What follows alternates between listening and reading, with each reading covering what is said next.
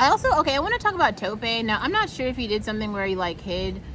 This one is Tope, Josh, in Nigeria. So I saw that Afro Think Tank has been posting about Nigeria recently. I'm not sure if it was just because he was there or I don't know why he was doing it. But I talked about Tope before. So Tope and AfriX basically created like fintech that does money transfer. It started in Nigeria, but now it's all over Africa.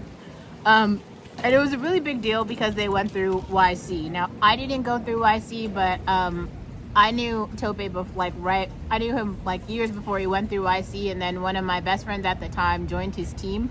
So they all went through YC together. So I'm familiar with the starting story. I haven't really paid attention to what's been happening after. I just know that they're really successful, and I know that Tope is really successful.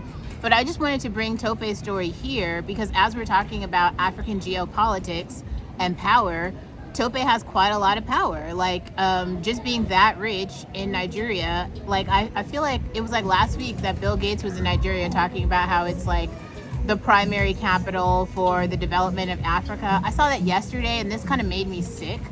The US like invested $10 billion into an Ethiopian airport. And if there are any Habesha people here, I just want to say we should make a law. I do not want to see Ethiopia have too many white people. There should be like a quota. Like you just like you already like even I can't even buy property there. Like you literally have to have like a certain passport and a certain like there's all of these things about like culture and religion, but I don't like American investment there. It makes me feel uncomfortable. Like I think that imperialism and colonialism has come too far, and you need to like stop it in its tracks before it like gets further. I don't appreciate it. Anyway, so to go back to Tope, because I feel like I don't follow him, but I just browse the profile or whatever. And I guess now, like, one of his main profile pictures is him as a leader of his tribe. Now, in the same way that Ethiopia has 92 ethnicities, Nigeria has quite a lot as well. And I don't know, I'm not familiar with, like, Tope's tribal affiliations, but it was really cool because he posted a photo that basically he had his tribal garb and he has this, like, heritage stick. I'll put the photo in the thumbnail, but you can see it for yourself. And I don't know, maybe he's written about this or talked about what it is, but there was something, if you saw the talk on reparations, there was something that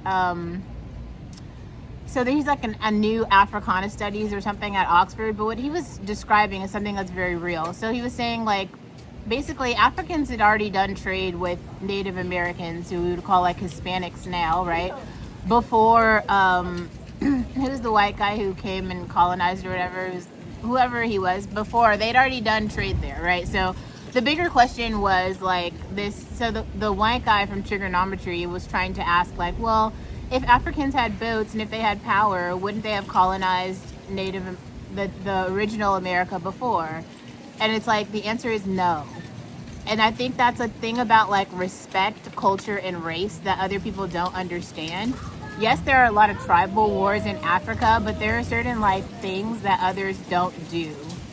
And I think like the colonialism, especially like the genocide as we see it now, like in Palestine, there's just so many examples. Like every race does not behave the same when they have power.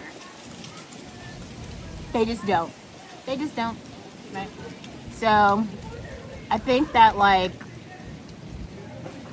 think that's important to say aloud and to remember, especially if one thing. Okay, I got a little I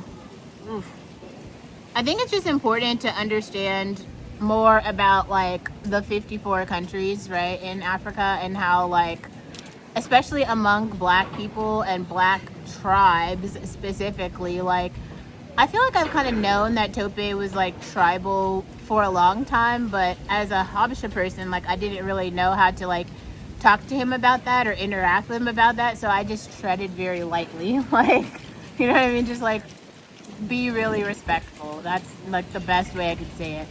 And even now, like I don't know much more, but let's go back to it for a second. So let's talk about Josh. So the reason yesterday I was talking about Josh and Tope is because they're both doing different work but similar work, and we talked about lawyers yesterday. So Josh is a really big attorney in Nigeria. I don't know why he did this, but he'd already went through law school in Nigeria, but he decided to do like a second law program at Berkeley, so that's where I met him. So he was completing like, I guess, his second like law program in like international affairs or something, and he's very into like educational policy in Nigeria. So one of the bigger programs that he's building was about like building these desks for students in the villages. And I'm not sure about this, but he's funded all of that like himself, which I thought was super cool. And I didn't know if like Tope understood the work that Josh was doing, or if those two people like knew each other at all. So I don't know. I honestly think the answer to that is no. They don't know each other, because that's a very large country. How would you know?